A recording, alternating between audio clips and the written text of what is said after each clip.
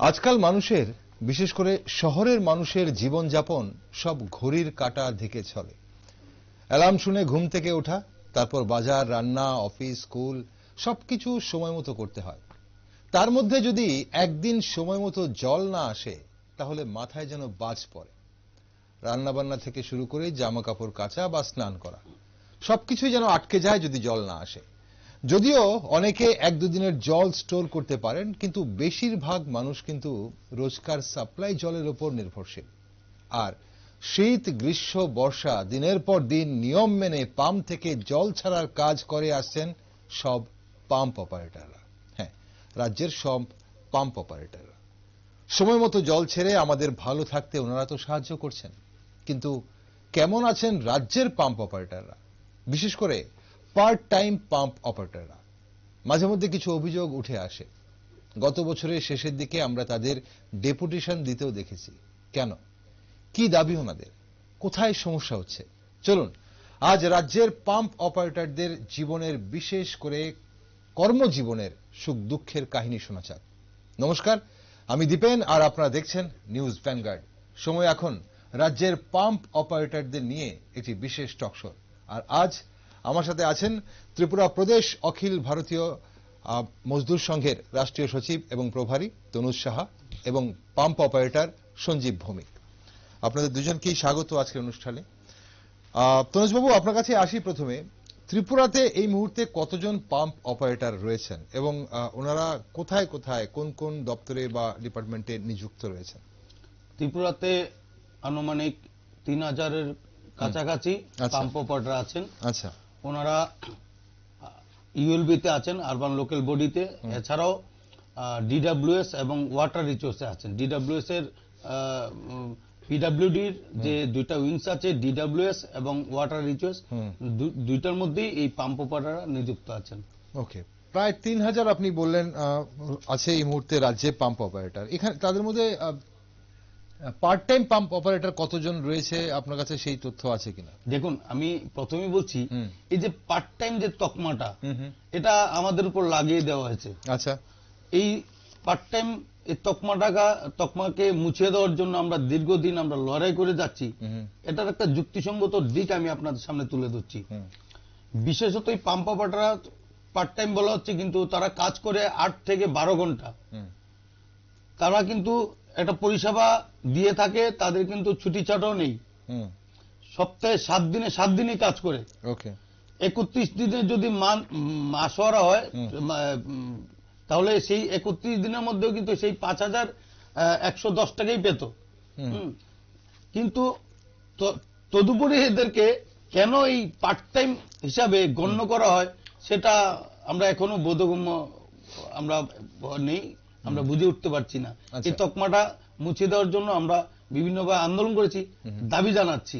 কারণ কতদিন কত ঘন্টা কাজ করছে সেই হিসাবটা না করে পার্ট টাইমের তকমা একটা লাগিয়ে দেওয়া। একদম, পার্ট টাইম বললে আমরা ঠিকা বুঝি, অল্প কিছুক্ষণের সময়ের জন্য বুঝি, এরকমই মনে হয়। কিন্তু সরকারের বিভিন্ন দপ্তরে যে কাজে রয়েছে, যে রেগুলার এমপ্লয়ি যারা রয়েছে বা ফিক্সড এমপ্লয়ি, আমরা জানি চুক্তিভিত্তিক কিছু কর্মীদের নেওয়া হয় এবং সেখানে পার্ট টাইম নেওয়া হচ্ছে। আপনি বলছেন সময়ের ভিত্তিতে 8 থেকে 12 ঘন্টা কাজ করেন, সপ্তাহে 7 দিনই কাজ করেন, মাসে 31 দিনই কাজ করছেন, মানে বছরে 365 দিন। তাহলে আলটিমেটলি কতদিন সে কাজ করছে এবং কত ঘন্টা কাজ করছে, কেন এই পার্ট টাইম হিসাবে তকমা? আচ্ছা, এই পার্ট টাইমের তকমাটা পার্ট টাইম যখন থেকে শুরু হয়, তারা যখন কাজে যখন নিযুক্তি পায়, এই কাজে নিযুক্তি কি দপ্তর কি সরাসরি তাদের দেয় নাকি কোনো আউটসোর্সিং কোম্পানির মাধ্যমে দেওয়া হয়?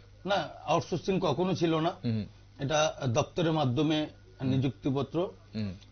এবং রাজ্যের যে সব জায়গার মধ্যে যারা আছেন সবাইকেই এই পাম্প অপারেটর যারা আছে সবাইকে এই পার্ট টাইমের তকমা অলংকারে ভূষিত। ওকে, তার মানে এখানে রেগুলার কেউ নেই পাম্প অপারেটর কোন রাজ্যে? আছে, ওনারা কোন, মানে পিডব্লিউডি, ডিডব্লিউসি আছে, ওয়াটার রিসোর্সে আছে। ইউএলবিতে, মানে লোকাল বডিতে, আরবান লোকাল বডিতে কোনো পাম্প অপারেটর মানে রেগুলার পোস্টে আছেন? না, ইউএলবিতে কোনো রেগুলার, ওনারা ইউএলবিতে সবাই পাম্প অপারেটর হিসেবে রয়েছে। ওকে, সঞ্জীব বাবু, আপনার কাছে আসি। আপনারা গত বছরের শেষের দিকে, অর্থাৎ 2023 সালের শেষের দিকে আমরা দেখলাম আপনাদের কিছু দাবি সনদ নিয়ে আপনারা ডেপুটেশন দিলেন। কি ছিল আপনাদের দাবি? আমাদের মূলত দাবি হয়েছে দীর্ঘ আন্দোলনের ফলে রাজ্য সরকার আমাদের জন্য আমাদের দিকে কৃপা দৃষ্টি দিয়ে সাড়া দিয়ে আমাদের যেই ৫,১১০ টাকা বেতন বৃদ্ধি করে সেই জায়গায় আমাদের ২৪০০ টাকার মতন বেতন বৃদ্ধি করা হয়েছিল। কিন্তু দেখা যাচ্ছে কি কারণবশত হয়তোবা কোনো না কোনো উপাধিকর্তা আমলার তাদের দুর্বলতার কারণে আমরা ১ বছর ধরে ওই বেতন থেকে আমরা বঞ্চিত। মানে যে টাকাটা বাড়ানো হয়েছে আপনাদের সেটা বাড়েনি আপনাদের? সেটা এফেক্ট হয়েছিল ১/১/২০২২। আচ্ছা, ২০২২ থেকে যে এফেক্ট হয়েছিল। কিন্তু আমরা যারা ইউএলবি আরবান লোকাল বডির মধ্যে আমরা যারা পাম্প অপারেটর হিসেবে কর্মরত, আমরা সেই বর্ধিত বেতন এখনো পর্যন্ত পাইনি। আচ্ছা, একটু যদি দর্শক বন্ধুদের আমি সেই গভর্নমেন্টের যে গভর্নমেন্ট অফ ত্রিপুরার অ্যাডিশনাল সেক্রেটারি সাইন করা সেই মেমোরেন্ডামটা 17 জানুয়ারি 2023 সালে, আমি যদি ভুল না করি তনুজবাবু, সেটা 2023 সালে বেরিয়েছিল।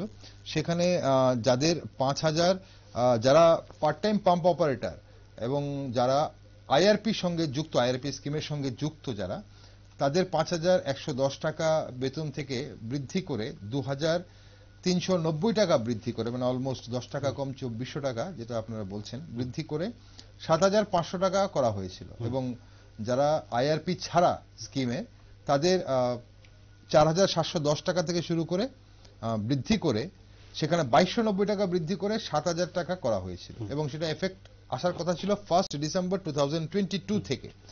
এখন সেটা আপনি বলছেন যে এখন আপনারা আন্দোলন করলেন ডিসেম্বর 2023-এ, মানে 1 বছর পরে। তাহলে 1 বছর অবধি আপনারা সেই বর্ধিত বেতনটা পাননি। ওকে, এখন কথা হচ্ছে যে এই মেমোরেন্ডামে, তনুজবাবু আপনার কাছে আসি, আমি আসবো সঞ্জীববাবু আপনার কাছে। এই মেমোরেন্ডামে চিঠিটা কাকে দেওয়া হয়েছে? Two chief engineer PWD water resource Agartala for kind information, to the chief engineer PWD DWS Agartala for kind information, all district magistrate and collector for kind information, all block development officer for information and necessary action with a request to inform all concerned. কিন্তু এখানে কোনো urban local বডির কথা বলা হয়নি। বিশেষ করে ধরুন আমি যদি এএমসির কথাই বলি, এএমসি কে উল্লেখ করা হয়নি। তাহলে কি এএমসি এর আয়তায় আসছে? আরবান লোকাল বডির দেখুন পাম্প অপারেটর কি এর আয়তায় আসছে? দেখুন, যখন ডিস্ট্রিক্ট ম্যাজিস্ট্রেটকে সহ বলা হয়েছে অল কনসার্ন, তো অল কনসার্ন বলতে কি আমরা আরবান লোকাল বডিকে ধরতে পারি না? অবশ্যই আমরা ধরতে পারি। এই বিষয়টা নিয়ে আমরা উচ্চপদস্থ আধিকারিকের কাছে গিয়েছিলাম। উনি বলছেন যে রাজ্য সরকারের অবর সচিব ডি রিয়াং সাহেবের যে সই করা মেমোরেন্ডামটা, এটা প্রতিটা ডিপার্টমেন্ট এই পোস্টের জন্য প্রযোজ্য, আলাদা করে না। কারণ এটার মধ্যে অবশ্যই আপনি দেখেছেন যে ক্যাবিনেট ডিসিশন উল্লেখ করা আছে, নং F70 GA CAB 2007 ডেটেড 13/1/2023। এতে কিন্তু ডাইরেক্ট ক্যাবিনেট ডিসিশনের মূলে আমরা এগুলি ফাইলপত্র নিয়ে আমরা যখন খুব দৌড়াদৌড়ি করি, এগুলি ব্যাখ্যা চাই যে কোথায় কোথায় আটকে গেল, কোথায়, কিন্তু ওনারা কিন্তু স্পষ্টভাবে বলে দিয়েছেন যে প্রতিটা ডিপার্টমেন্টেই এই আওতায় আসবে, তাদের সবার জন্য এই রুলসটা প্রযোজ্য। ওকে, তাহলে এখন প্রশ্ন সঞ্জীব বাবু, যে আপনারা যেহেতু গভর্নমেন্টের মেমোরেন্ডাম অনুযায়ী, আপনাদের কথা অনুযায়ী, আপনাদের অভিযোগ অনুযায়ী যে এটা বা আপনাদের দাবি অনুযায়ী এই মেমোরেন্ডাম সবার জন্য, তাহলে আরবান লোকাল বডি, সেটা আগরতলা মিউনিসিপ্যাল কর্পোরেশন হোক বা বিভিন্ন অন্যান্য যে মিউনিসিপ্যালিটিগুলো রয়েছে সেই বডিগুলোতেই হোক, সেখানে সেটা কি শুধু আগরতলা মিউনিসিপ্যালিটি কর্পোরেশন পায়নি নাকি অন্য রাজ্যের অন্য কোথাও পায়নি? কোন ইউএলবি পায়নি বর্ধিত বেতন? যেমন পুর পরিষদ, নগর পঞ্চায়েত এর আওতাধীন কেউ পায়নি। কেউ পায়নি। কেন পায়নি? আপনাদের কাছে কি সেটার জন্য কি আপনার প্রশ্ন করেছেন? আমি এর আগেও আপনার এই টকশোতে বলেছিলাম যে রাজ্যের যে উন্নয়নের একটা ধারা, উন্নয়নটাকে কোথায় স্থগিত করা যায়, স্তম্ভিত করা যায়, এর একটা প্রয়াস কিছু সংখ্যক আমলা আধিকারিক আছেন যারা নিজেদেরকে সেই ফাইলের লাল ফিতার বাঁধনে আবদ্ধ করে রেখেছেন, এই লাল ফিতা থেকে নিজেরা মুক্ত হতে পারছেন না। আচ্ছা, এবং এই রাজ্য সরকারকে আমরা যে ধন্যবাদ জানাই যে আমাদের এই বেতন বৃদ্ধি করা হয়েছে, কিন্তু এই রাজ্য সরকারের বেতন বৃদ্ধিটাকে আটকে দিয়ে রাজ্যের উন্নয়নকে স্তব্ধ করার, রাজ্যের সরকারকে কলুষিত করার, পাম্প অপারেটরদের প্রতিটা পরিবারের দিকে তাকিয়ে যে বৃদ্ধি করা হয়েছে, তাদের প্রতিটা পরিবারের একটা নেগেটিভ সেন্স তৈরি করার এই একটা দৃষ্টিভঙ্গি নিয়ে এই সমস্ত আমলা আধিকারিক এর একটা প্রচেষ্টা চালিয়ে যাচ্ছেন। এই প্রচেষ্টারই একটা অঙ্গ হচ্ছে এই যে 1 বছর ধরে 1 ডিসেম্বর থেকে আরেক ডিসেম্বর চলে গেল, হ্যাঁ 1 বছর হয়ে গেল, সেটা বৃদ্ধি করা হয়নি। আমি নিশ্চয়ই এই ধরনের আমলা যারা আছেন তাদের উপরে আমি এই বিষয়টা আমি বক্তব্য, আমার অভিযোগ এদের উপরে। আপনার অভিযোগ আমলাদের উপরে, এবং যেহেতু সরকার এখানে আমরা দেখেছি এই মেমোরেন্ডামটার মধ্যে কাউন্সিল অফ মিনিস্টার যখন সেই ডিসিশন নিয়েছেন যে তাদের বেতন 5,110 টাকা থেকে 7,500 টাকা, এবং যাদের 4,710 টাকা ছিল তাদের 7,000 টাকা হবে, সেটা কেন সেই বর্ধিত বেতন, যে বেতনটা বৃদ্ধি করা হয়েছিল সেটা কেন পায়নি পাম্প অপারেটররা, সেটা আমাদের কাছে অজানা, এবং সেই প্রশ্নই কিন্তু আজ রাখা হচ্ছে এবং এনাদের দাবিও কিন্তু সেটা।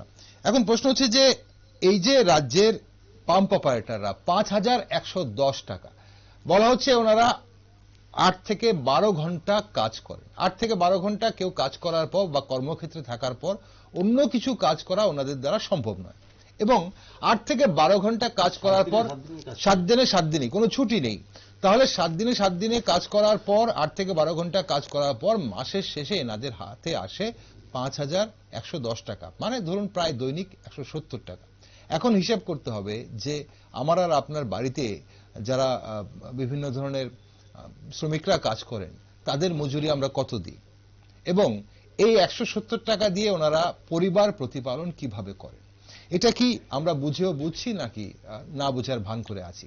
এবং তারপর সেটা বোঝার পরই কিন্তু সরকারের তরফ থেকে যতটুকু পারা হয় 2,390 টাকা এবং 2,290 টাকা বৃদ্ধি করা হয়েছিল। তার জন্য রাজ্য সরকার আমরা ধন্যবাদ জানাই। এবং সেই টাকাটা 1 বছর অতিক্রান্ত হয়ে গেলেও কেন ওরা পেল না, এটাই সবচেয়ে বড় প্রশ্ন।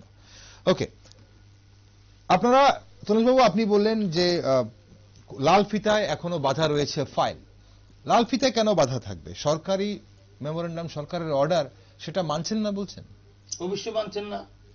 আমলারা নিজেদেরকে লাল ফিতার মোড়কে আবদ্ধ করে রেখেছেন, লাল ফিতার মোড় থেকে বেরোতে পারছেন না। আজ দীর্ঘদিনের একটা প্রচেষ্টার যে সফলতা, তাদের পরিবারকে মুখে হাসি ফোটানোর যে প্রয়াস রাজ্য সরকার নিয়েছে, তাকে কলুষিত করার একটা প্রয়াস। তাহলে এটা তো নিশ্চয়ই, যদি এটাই যদি হয়ে থাকে, আপনাদের অভিযোগ যদি সত্যি হয়ে থাকে এবং তার যদি কোনো ভিত্তি থাকে, তাহলে তো নিশ্চয়ই বলতে হবে যে এটা সরকারের বিরুদ্ধে একটা ষড়যন্ত্র চলছে। এভাবেই সরকারের অর্ডার, সরকার যে মেমোরেন্ডাম প্রকাশ করেছে এবং সরকার যেখানে বেতন বৃদ্ধি করেছে, সেই বেতন যদি ওনারা না পায়, তাহলে সরকারকে কলুষিত করার একটা চক্রান্ত আমরা বলতেই পারি। তাহলে সে জায়গাতে দাঁড়িয়ে এই মুহূর্তে শুধু কি বেতন বৃদ্ধিতেই সমস্যা পাম্প অপারেটরদের, নাকি আরো কোনো সমস্যা? আরো সমস্যা আছে। আজকে আপনাদের মাধ্যমে আমি রাজ্য সরকারের মাননীয় মুখ্যমন্ত্রী, তাছাড়া অন্য যে সমস্ত আমাদের হিতাকাঙ্ক্ষী আছেন তাদের দৃষ্টি আকর্ষণ করছি। দেখুন, আজকাল একটা সামাজিক নিরাপত্তার একটা বিষয় দাঁড়িয়েছে। গত মোটামুটি ভাবে গত 10 বছরের পরিসংখ্যান অনুযায়ী 20-25 জন পাম্প অপারেটর আছেন, তারা কর্মক্ষেত্রে নিহত হয়েছেন। কেউ বা কাজ করার সময় বৈদ্যুতিক কারণে তার শরীর জ্বলে গেছে, কেউ বা রাস্তা দিয়ে যাওয়ার সময়, কর্মক্ষেত্রে যাওয়ার সময় অ্যাক্সিডেন্ট হয়েছেন, কেউ আসার সময়, এরকম বিভিন্ন ঘটনা আছে। কিন্তু আজ পর্যন্ত সবাইকে ইপিএফ এর আওতায় আনা হচ্ছে না। সেটা আমাদের ইউএলবি ছাড়াও নগর মানে ওয়াটার রিসোর্স এবং ডিডব্লিউসি যারা আছে তাদেরকেও কিন্তু ইপিএফ এর আওতায় আনা হচ্ছে না। এখানে ইপিএফ এর কমিশনার সাহেব এই ক্ষেত্রে কি করছেন, সেটা একটা বড় প্রশ্ন চিহ্ন। আজকে আমি ওনার দৃষ্টি আকর্ষণ করছি যে আপনাদেরকে এখানে বসানো হয়েছে, রাজ্যে একটা দায়িত্বপ্রাপ্ত আধিকারিক আছেন, ওনাদের একটা বড় দায়িত্ব যে সবাইকে ইপিএফ এর আওতায় আনার। আজকে যদি যারা মৃত্যু হয়েছে কর্মক্ষেত্রে বা কর্মজীবনে মৃত্যু হয়েছে, তাদের যদি অন্তত ইপিএফটা হতো, তার পরিবারে 1700-1800 টাকার মতো এটা পেয়ে যেতেন। এই ক্ষেত্রে ফ্যামিলিতে আর যাই হোক, অন্তত ওষুধপত্র মা বাবা, বয়স্ক বৃদ্ধ মা বাবা, বাচ্চাদের একটু ওষুধের ব্যবস্থা না হয় করা যেত। কিন্তু এটা থেকেও বিরত রাখা হয়েছে। কি কারণে বিরত রাখা হয়েছে এটা আমরা বুঝতে পারছি না। ওকে, সঞ্জীব বাবু, আপনাদের কোন ধরনের ইন্স্যুরেন্সের কোনো ব্যবস্থা না, কিছু নেই? ইন্স্যুরেন্সের কোনো রকম ব্যবস্থা নেই। ওকে, এককালীন কোন ধরনের সহায়তা না, বা কোনো না, বেনিফিট না, আপনারা না, কিছু না, পান? না, কিছু না। এই এই বেতন ৫,১১০ টাকা এই মুহূর্তে যেটা পাচ্ছেন, যাদের আইআরপি স্কিম সহ আছে, এবং স্কিম ছাড়া ৪,৭১০ টাকা, এছাড়া আর কি কি সুবিধা পান আপনারা? ইএসআই সুবিধা আছে? এছাড়া না, ইএসআই এর কোনো রকমের স্বাস্থ্য বীমা অথবা স্যার বললেন যে ইপিএফ এর কোনো সুবিধা নেই। তারপর আমরা যৎসামান্য কিছু একটা সুবিধা পাই।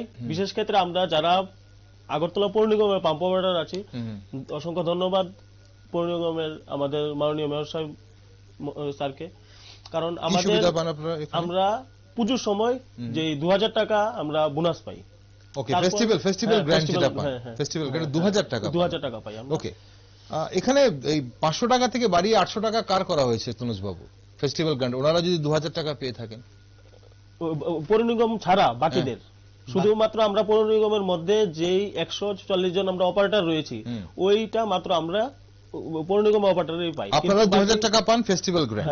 ওকে, বাকি ৫০০ থেকে ৮০০ টাকা বাড়ানো হয়েছিল যাদের, সেটা হচ্ছে তাহলে রাজ্যের বাকি যে ইউএলবি তে রয়েছে, ইউএলবি তে রয়েছে এবং আরডি তে যারা রয়েছে তাদের জন্য ৫০০ থেকে ৮০০।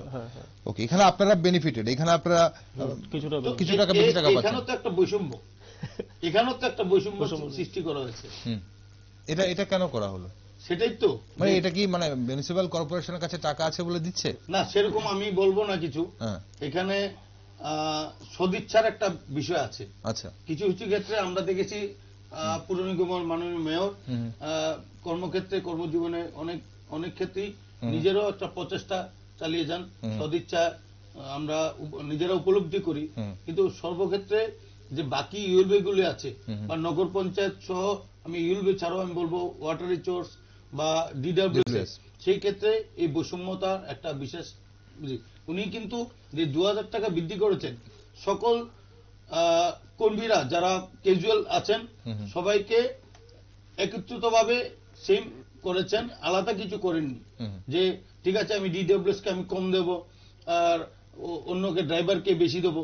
সেই দৃষ্টিভঙ্গি না নিয়ে মাননীয় মেয়র স্যার সবাইকে একই দৃষ্টিভঙ্গিতে সবাইকে বৃদ্ধি করেছেন একটা স্ল্যাবে। ওকে, এখানে একটু জানতে ইচ্ছে করে সঞ্জীব বাবু, আপনাদের কাজটা কি ধরনের হয়, কি করেন আপনারা মানে সারাদিন?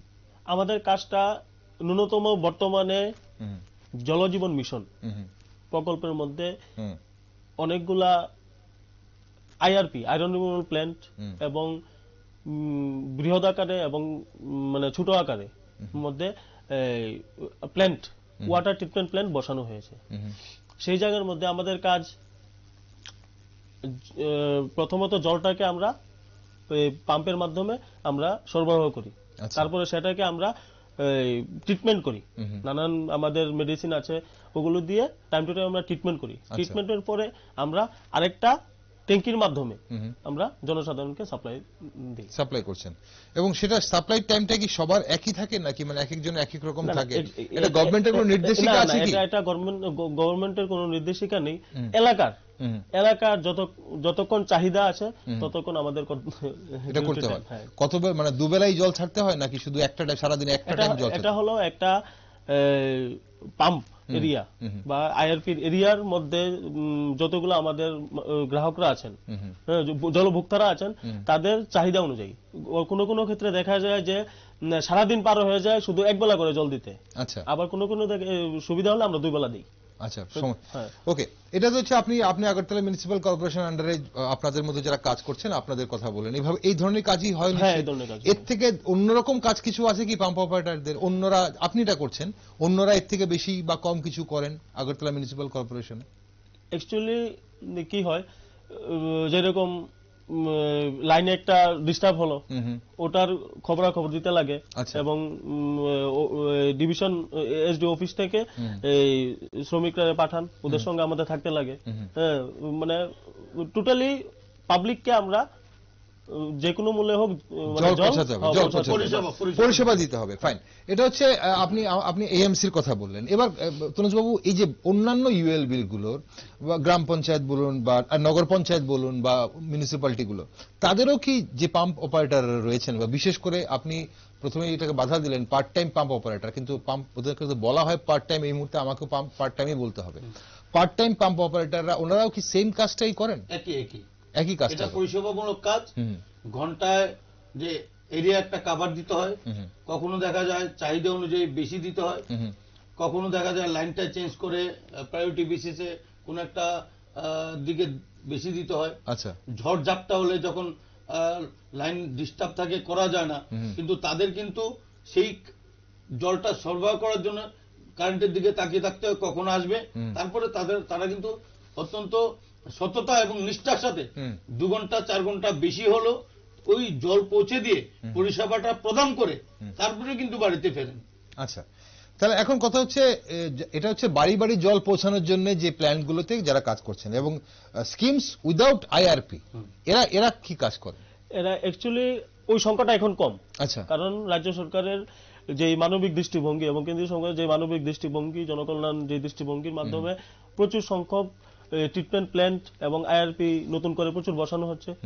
খুবই কম সংখ্যক আছে যেটা ডাইরেক্ট পাম্প থেকে আমরা জলটা, সেটা যদিও বা পানের অযোগ্য। আচ্ছা, কারণ প্রচুর পরিমাণে ত্রিপুরার মধ্যে আয়রনটা সংখ্যাটা স্বাভাবিক কারণে খুবই বেশি। ঠিক আছে, ওইটা ধীরে ধীরে কম হচ্ছে। ওকে, এখানে যারা জল সেচের সঙ্গে যুক্ত সেই পাম্প অপারেটর, ওনারা কারা? ওনাদের নিযুক্তি কি ইউএলবি থেকে হয় নাকি পিডব্লিউডি? Water resource. ওনাদের মধ্যে কি এরকম আছে যাদেরকে এই বৃদ্ধি বেতন পায়নি ওনারা? না, ওনারা কিন্তু যে বৃদ্ধি হয়েছে সেটা ওনারা পেয়ে গেছেন। আচ্ছা, কিন্তু ইপিএফ কিন্তু কেউ হয়নি। আচ্ছা, ইপিএফ নেই, ইপিএফ কারণ নেই। ওকে, পেনশন বেনিফিট আছে না, কিছুই নেই। ওকে, মানে কাদের নেই? মানে পাম্প অপারেটর যাদের পার্ট টাইম তকমা, আপনি বলছেন যে পার্ট টাইম তকমা যাদের আছে তাদের কোনো বেনিফিট নেই। ওকে, শুধু একমাত্র 5110 টাকা বা 4710 টাকা বেতন পান দুটো বিভাগে, এবং সঙ্গে ফেস্টিভ্যাল গ্রান্ট পান।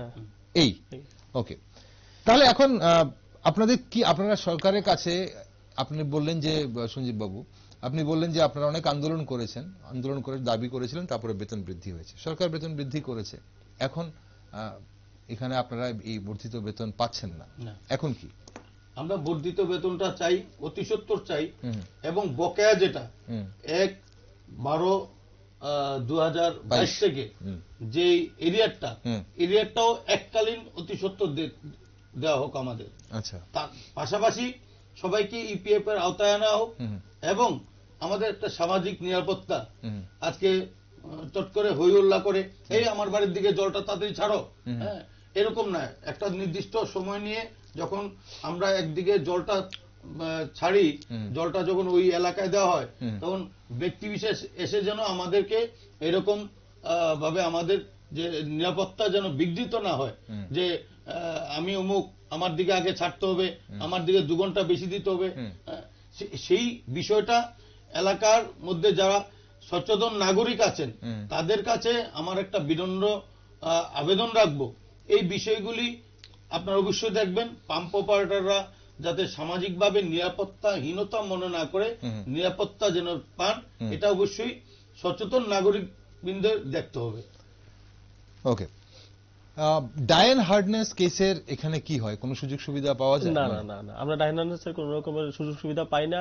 কি হয়, যেই এলাকার যদি কোনো পাম্প অপারেটর কর্তব্যরত নিহত হন বা স্বাভাবিকভাবে নিহত হন, সেই ক্ষেত্রে কি হয়েছে, কারণ যেহেতু আমাদের অনিয়মিত, সেই জায়গায় আমাদের বয়সেরও কোনো বাধ্যকতা নেই, না আছে কোয়ালিফিকেশনের বাধ্যকতা, না আছে বয়সের বাধ্যকতা। সিস্টেমটা বর্তমানে কাজ করতে পারেন, চলছে, কিন্তু এখন নতুন কিছু রুলস বেরিয়েছে যে নোটিফিকেশন জারি হয়েছে সাবরুম সাবরুম ওই সাইডে, ওই সাউথ সাইডে ওইদিকে নোটিশ জারি হয়েছে। টোটাল 6 জনকে সেই রকম ভাবে নোটিশ দিয়ে বের করে দেওয়া হয়েছে। আচ্ছা, মানে 60 পর বিদায় দেওয়া হয়েছে। হ্যাঁ হ্যাঁ, কোনো বেনিফিট ছাড়া। আচ্ছা, দীর্ঘ বছর 10 বছর 12 বছর 15 বছর কাজ করার পরে এবার 60 বছর হওয়ার পরে খালি হাতে সে বাড়ি গেল। এর থেকে দুঃখজনক এবং লজ্জাজনক কিছুই হতে পারে না। আচ্ছা, ওকে, তাহলে ডায়ান হার্টসেস কিছু আপনি যেটা বলছেন না না নেই। সেই ক্ষেত্রে কি হয়, অনেক যে এলাকার প্রধান স্যার ম্যাডামরা আছেন বা এলাকার মেম্বার স্যার ম্যাডাম, যা এলাকার প্রতিনিধিরা, সচেতন নাগরিক যারা আছেন, তাদের মাধ্যমে অনেক কাকুতি মিনতি করার পরে ওই পরিবারের থেকে যে কোনো একজনকে দেওয়া। তাই আমরা সাংগঠনিকভাবে আমরা আবেদন জানাই, এবং কিছু কিছু ক্ষেত্রে হয়েছে, আবার কিছু ক্ষেত্রে হয়নি, অন্য গাড়িকে দিয়ে দিয়েছে, যে উনি পাম্প চালিয়েছেন দীর্ঘদিন, আকস্মিক কারণবশত নিহত হয়েছেন। সেই জায়গায় কি হয়েছে, সিলেক্টিভ কিছু পছন্দের লোককে দেওয়া হয়েছে, আছে, ওই রেকর্ড আছে। কিন্তু আমরা জোরালোভাবে দাবি রাখছি যে যেহেতু একটা লোক 1999 থেকে কিন্তু আমাদের এই সিস্টেম চালু হয়েছে ত্রিপুরা রাজ্যের মধ্যে, ঠিক আছে, আমরা সিলভার ডিভিশনে এসে পৌঁছেছি। তাই আমরা রাজ্যের সরকারকে আমরা মানবিকভাবে আবেদন জানাবো যে অন্তত ডায়ান হার্নেস, যে ডায়ান হার্নেস, এটার যেন আমাদের অতি সত্বর লাগু হয়। পরিবারকে এক্ষেত্রে আমি একটু বলবো যে মহারাষ্ট্রের লেফট কমিটির একটা রিপোর্ট সাবমিট করেছেন, যেটা মহারাষ্ট্র সরকার মান্যতা দিয়েছেন যে পরিষেবামূলক যে প্রতিষ্ঠানগুলিতে অনিয়মিত বলতে কিছু থাকবে না, নিয়মিতকরণ, পাশাপাশি যে এই পরিষেবামূলক প্রতিষ্ঠানগুলিতে কোনো আউটসোর্সিং এর কোনো কিছু থাকবে না, সম্পূর্ণরূপে আউটসোর্সিং বাদ দেওয়ার একটা প্রপোজাল, যেটা মহারাষ্ট্র সরকার লেফট কমিটির মান্যতা দিয়েছেন। আমরা চাইছি আমাদের রাজ্যেও এটা একটু অনুকরণ করে সেই রকম ব্যবস্থা দিয়ে নিলে আগামী দিনে অন্তত একটা পরিবার কর্মরত অবস্থায় যদি তার মৃত্যু হয়, তার পরিবারের কেউ অন্তত না খেয়ে মরবে না। যদি পরিবারে কোনো পুরুষ লোক থাকেন, সেই কাজটা তাদের দেওয়ার একটা বিষয় একটা এখানে আমরা আপনাদের মাধ্যমে। তনুজবাবু, আপনি ইপিএফ এর কথা বলছিলেন এবং ইপিএফ এর এখানে কমিশনের কথাও বলছিলেন। আপনি ইপিএফ হচ্ছে না কেন, মানে সমস্যাটা কোথায় হচ্ছে? মানে দেখুন, এটা পাম্প অপারেটরদের ইপিএফটা বলতে জানি, আজকে যদি আমি এমপ্লয়ার হই, আমার এমপ্লয়ি থেকে যদি যে 12% টাকা কেটে নেবে, ধরুন 100 টাকা 12 টাকা এমপ্লয়ি থেকে যে কেটে ইপিএফ ফান্ডে জমা হবে, সেই সম পরিমাণ টাকা কিন্তু আমারও দিতে হবে। তাতে আমি একটু নোকসান হয়ে যাচ্ছে। আমি যেহেতু এমপ্লয়ার, এই টাকাটা বাঁচাবার স্বার্থ নিয়ে অতি নিচু মানসিকতার সাথে অত্যন্ত ক্ষুদ্র স্বার্থ জড়িত এই সমস্ত দিকগুলি, হীন মানসিকতা, এটা অবশ্যই উঠানোর একটা দাবি আমরা চাইছি। ওকে, কমিশনারের সঙ্গে আপনারা দেখা করেছেন এই বিষয় নিয়ে, ইপিএফ এর ব্যাপারটা? ইপিএফ কমিশনারের সঙ্গে কোনোভাবে দেখা করেছেন? আমরা ইপিএফ মানে সর্বতভাবে আমরা, আপনারা জানেন যে গত বছর আমরা স্টেট ব্যাংক অফ ইন্ডিয়ার ইপিএফ বিশাল ঘোটালা, কোটি টাকার উপরে ঘোটালা নিয়ে আমরা ইপিএফ কমিশনারের কাছে ডেপুটেশন দিয়েছিলাম। প্রায় 400 লোককে নিয়ে আমরা ঘেরাও করেছিলাম। তার একটা সুদুত্তর আমরা এর মধ্যেই হয়তো পেয়ে যাব। তখন কিন্তু সম্পূর্ণ বিষয়টা উঠে আসে। শুধু আমরা যাই ব্যাংকের পারপাসে, কিন্তু রাজ্যের প্রতিটা কর্মচারী যেন ইপিএফ পেয়ে থাকেন, সেই বিষয়টা কিন্তু আমরা তুলে ধরেছিলাম এবং মানবিক দৃষ্টিভঙ্গিতে উনাদের কাছে দাবি রেখেছিলাম যে প্রতিটা ডিপার্টমেন্টে সার্কুলার দেওয়া, যে ইপিএফ করার। এখানে একটা বিষয় আমি আপনাদের তুলতে চাইছি, যে আগে একটা প্রবণতা ছিল যে 1 বছর 6 মাস না হলে কাউকে ইপিএফ করানো যাবে না, যেটা সম্পূর্ণ উঠিয়ে দেওয়া হয়েছে।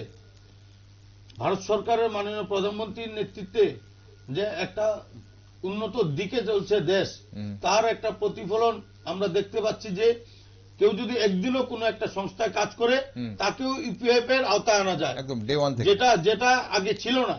তার জন্য আমি সাধুবাদ জানাই। পাশাপাশি আমি রাজ্য সরকারের যে কাছে আবেদন জানাবো, আপনার এই আজকের এই টকশোর মাধ্যমে সবাইকে জাগ্রত হওয়ার, যে সবাইকে যেন অন্তত ইপিএফটা করা যায়, তার একটা অতি দ্রুত একটা ব্যবস্থা নেওয়ার দাবি জানাচ্ছি।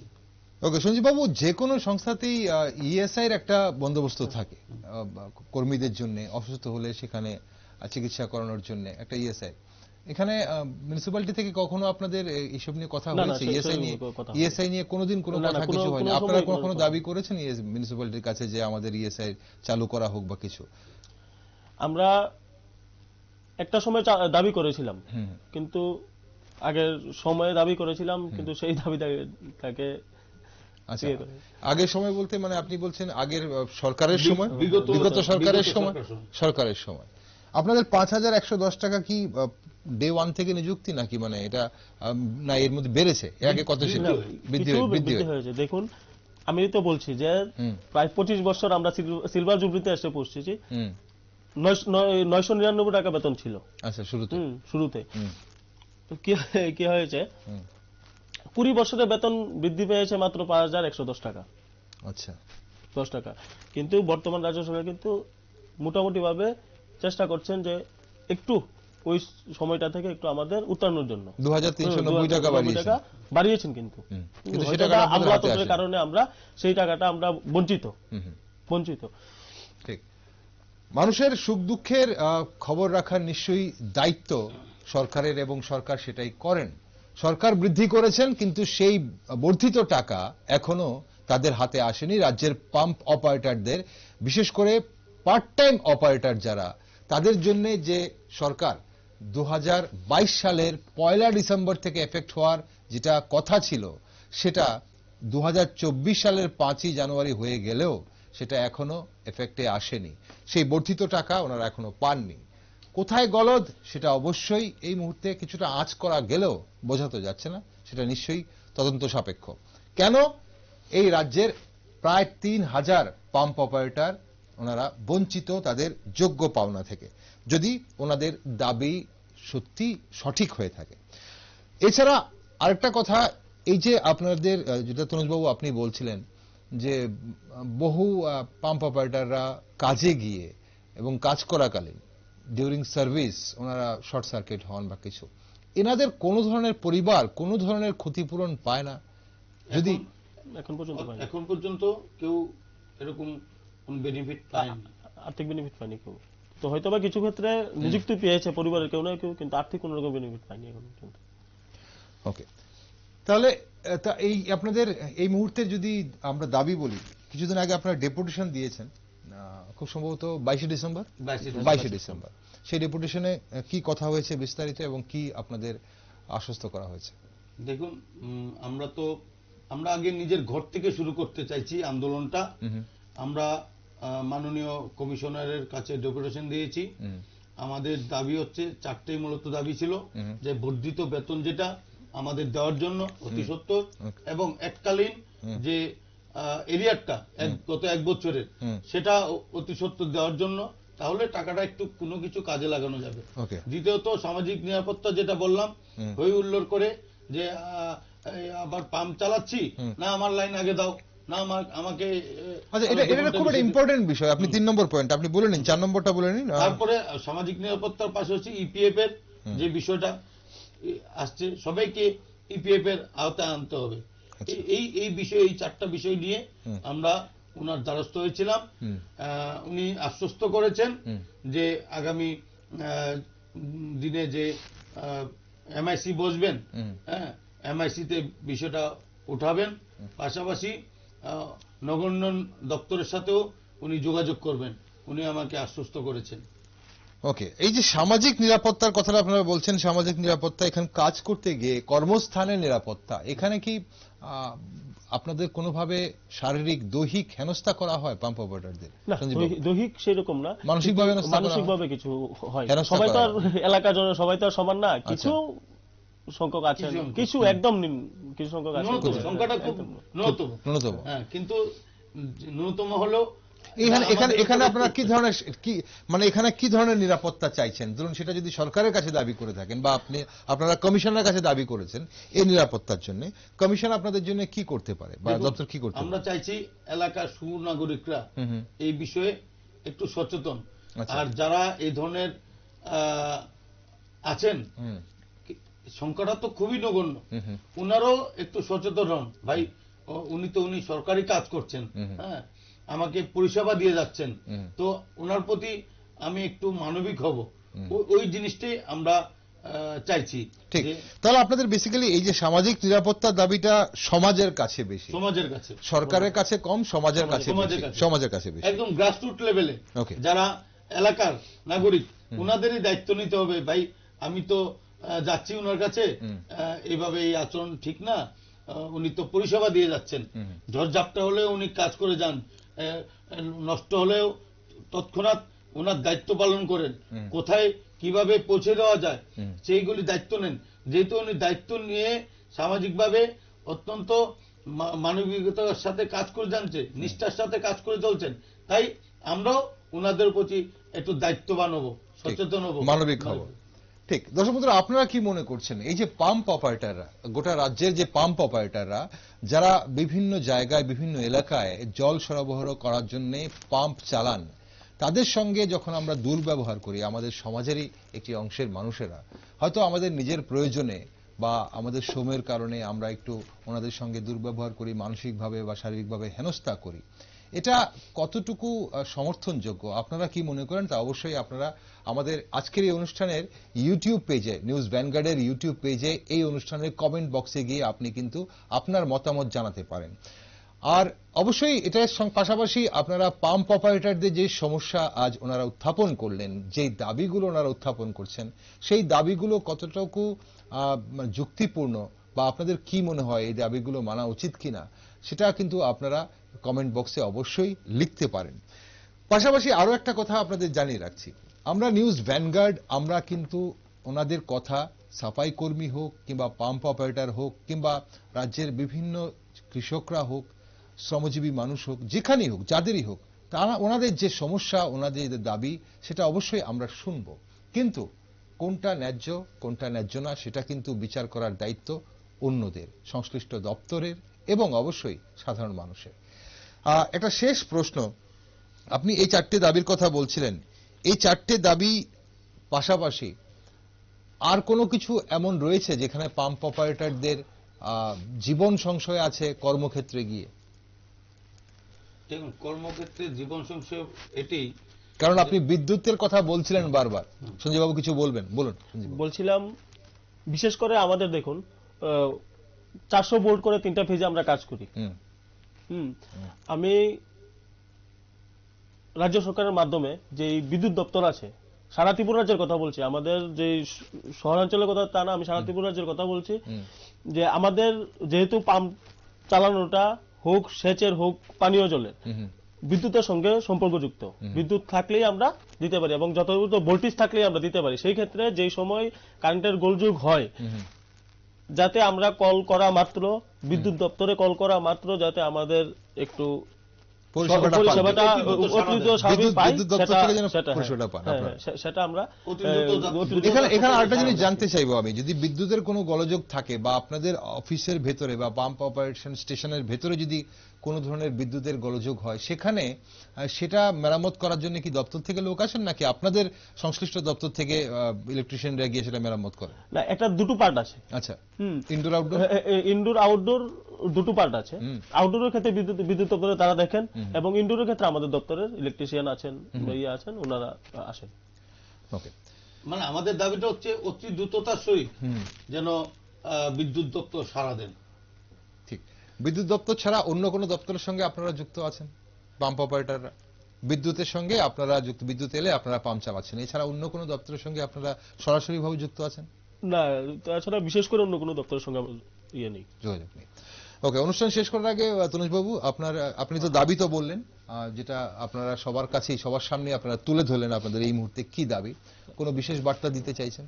আমি বার্তা দিতে চাইছি, রাজ্য সরকারের গোচর নিতে চাইছি, মাননীয় মুখ্যমন্ত্রীর নেতৃত্বে যেভাবে একটা সফল প্রচেষ্টা হয়েছে, যে ওদেরকে যে বৃদ্ধি করা হয়েছে, এবার আগামী দিনে সবাইকে একটা সিনিয়রিটি লিস্ট, দেখুন এখানে 20 বছর 15 বছর 18 বছর ধরেও চাকরি করছেন, তো একটা সিনিয়রিটি লিস্ট তৈরি করে প্রতি বছর কিছু সংখ্যক যারা অত্যন্ত সিনিয়র, উপর দিক থেকে ন্যূনতম একটা সংখ্যা যদি রেগুলার করা হয়, তাহলে যে শেষের জায়গা আছে ওরও একটা মনে আশা জাগবে যে একদিন আমিও রেগুলার হব, আমিও সরকারি ক্ষেত্রে সকল সুবিধা পাবো।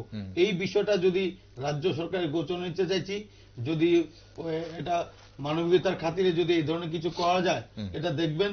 পাশাপাশি এই যে পার্ট টাইম যে তকমাটা, এটা চিরতর মুছিয়ে দেওয়ার একটা আবেদন রাখবো, এই কারণে যে বস্তুতপক্ষে 8 ঘন্টার উপরে ডিউটি করেন, পাশাপাশি 7 দিনই ডিউটি করেন, হিসাব করলে কত ঘন্টা ডিউটি করছেন, ওই বিষয়টা অবশ্যই রাজ্য সরকার যেন অত্যন্ত মানবিক দৃষ্টিভঙ্গির সাথে দেখেন, মাননীয় মুখ্যমন্ত্রীর নজরে নিতে চাইছি। এটাই আমার বিশেষ একটা বার্তা থাকবে। ওকে, সঞ্জীব বাবু, আপনার কোনো বিশেষ বার্তা থাকবে? বিশেষ বার্তা আমি বিশেষ করে এখন একটু মনে হয়েছে, যেটা আমরা সাফার করছি ইদানিংকাল বলতে হয়তোবা সমাজের মধ্যে বা মধ্যকার কিছু কুচক্রি আছে। কি হয়েছে কিছুদিন যাবত, প্রায় এই ঘটনাটা 1 বছর যাবত, কি হচ্ছে পাম্পে চুরি হচ্ছে। আচ্ছা, ওয়্যার কেটে নিচ্ছে এবং আইআরপির ক্ষেত্রে আইআরপির মেশিন গুলা চুরি করে নিয়ে গেছে। আমার পাম্পে হয়েছে প্রায় 7 থেকে 8 বার হয়েছে। আচ্ছা, আরো পাম্পে চলছে। কিছুদিন আগে পত্রপত্রিকা দিয়েছে এবং নিউজ চ্যানেলও দেওয়া হয়েছে যে খুব সম্ভবত নতুন নগরের দিকে একটা পাম্পে চুরি হয়েছে। সেই দিকটা আমি এলাকার, যেহেতু আমরা এলাকার লোক নিয়ে আমরা থাকি, জনসাধারণের চাহিদা আমরা যেহেতু নিয়োজিত থাকি, এলাকার যে জনসাধারণ আছে ওনাদের কাছে আবেদন করবো একটু মানে সজাগ থাকার জন্য, এবং আরক্ষা দপ্তরকে আমরা করজোরে আবেদন করব যাতে ওই জিনিসটা। আপনাদের পাম্প অপারেটর কোনো সিকিউরিটি নেই? পাম্প কি সবকিছু ওপেন পড়ে থাকে? না, ওপেন না, সবগুলো পাম্প কি ওপেনই থাকে? ওপেন না, মানে তালা তো থাকেই, তালা ভেঙে চুরি হয়। ওকে, আর আরেকটা লোক যারা আছেন তারা একটু এই বিষয়ে যাতে নজর দেন, হ্যাঁ, যে কে বা কারা এরকম করছেন, একটু যদি সজাগ থাকেন তাহলে কিন্তু পরিষেবাটা পেয়ে যাবেন। আজকে একটা পাম্পে চুরি হলে ওই এলাকাটা কিন্তু চট করে আর জল দেওয়া যায় না, হ্যাঁ, এটা মেরামত করে সেই তার লাগিয়ে এইভাবে একটা ব্যাঘাত ঘটে। এটা যেন না হয়, এটার জন্য এলাকাবাসী অবশ্যই একটু সচেতন হবেন, এটা আমাদের দাবি। আর একটা মূলত আমি একটু দাবি করছি, যেহেতু আমাদের স্বাস্থ্যের ক্ষেত্রে যেহেতু আমাদের বেতনটাও কম, সেহেতু আমরা মানুষ অসুস্থ তো হবই, এটা আমাদের পরিবারের সুরক্ষার জন্য আমরা যাতে প্রধানমন্ত্রী যে আয়ুষ্মান কার্ড আমাদের জন্য যেন মানে হয়েছে, অনেক ক্ষেত্রে হয়েছে, কিন্তু বিশেষ করে যারা পাম্প অপারেটর আছে আমাদের দিকে একটু দৃষ্টিভঙ্গি দিয়ে ওই কার্ডটা যেন আমাদেরকে দেওয়া হয়, আমরা করার মতন একটা সুব্যবস্থা করা হয়, এটা আমি সরকারের কাছে বিশেষভাবে আবেদন করব। ওকে, অসংখ্য ধন্যবাদ আপনাদের দুজনকেই। তনুজ বাবু আপনাকেও ধন্যবাদ, সঞ্জীব বাবু আপনাকেও ধন্যবাদ। আজ আপনারা আলোচনা করলেন রাজ্যের পাম্প অপারেটরদের হয়ে। আপনারা কিন্তু অনেক দাবি রাখলেন সবার সামনে, সরকারের সামনে, জনগণের সামনে, এবং সেই সরকারের যে বর্ধিত বেতন, সরকার যে বেতনটা বাড়িয়েছিল পাম্প অপারেটরদের জন্য, পার্ট টাইম পাম্প অপারেটরদের জন্য, সেটা কেন বৃদ্ধি হয়নি সেটাও আজ আপনারা খুলে ধরলেন। তবে শেষের দিকে আপনারা যে বিষয়টা বললেন যে চুরির ব্যাপারটা, সেটা নিশ্চয়ই আরক্ষা দপ্তরের কর্মীরা যারা রয়েছেন, আরক্ষা দপ্তর নিশ্চয়ই সেটা নোট করবেন এবং এই ব্যাপারটাগুলো গুরুত্ব দিয়ে দেখবেন। কারণ যে কোনো একটা পাম্পে যখন চুরি হয় তখন সেই এলাকার মানুষ কিন্তু সেটাতে ভুক্তভোগী হয়। জনগণ সজাগ তো অবশ্যই থাকবেন, কিন্তু আরক্ষা দপ্তরের কাজও কিন্তু আরক্ষা দপ্তরকে করতে হবে। দর্শক বন্ধুরা, সম কাজে সম বেতনের দাবি আমরা প্রায় শুনি, বেতন বৃদ্ধির দাবি শোনা যায়, মাঝে মধ্যে ঠিকা কর্মীদের অর্থাৎ পার্ট টাইম কর্মীদের নানান সুযোগ সুবিধার কথাও আমরা শুনি, আজও শুনলাম। অসংখ্য ধন্যবাদ আপনাদের, সঞ্জীব বাবু আপনাকে এবং তনুজ বাবু আপনাকেও। আসলে সবই বেঁচে থাকার লড়াই দর্শক বন্ধু, আরো একটু ভালো থাকার লড়াই। তবে সব দাবি যেমন ন্যায্য দাবি হয় না, ঠিক তেমনি সবার দাবি একেবারে অবহেলার মতো কিন্তু হয় না। পার্ট টাইম পাম্প অপারেটরদের দাবিগুলো কতটা সঠিক এবং কতটা গ্রহণযোগ্য তা নিশ্চয়ই সংশ্লিষ্ট দপ্তর বলতে পারবেন। তবে আমরা চাই কেউ যেন তাদের ন্যায্য পাওনা থেকে বঞ্চিত না হয়। সেই সঙ্গে থাকুন। দেশ বিদেশ ও রাজ্যের নিউজ ও আপডেট সহ বিভিন্ন টক শো দেখার জন্য চোখ রাখুন শুধুমাত্র নিউজ ভ্যানগার্ডে।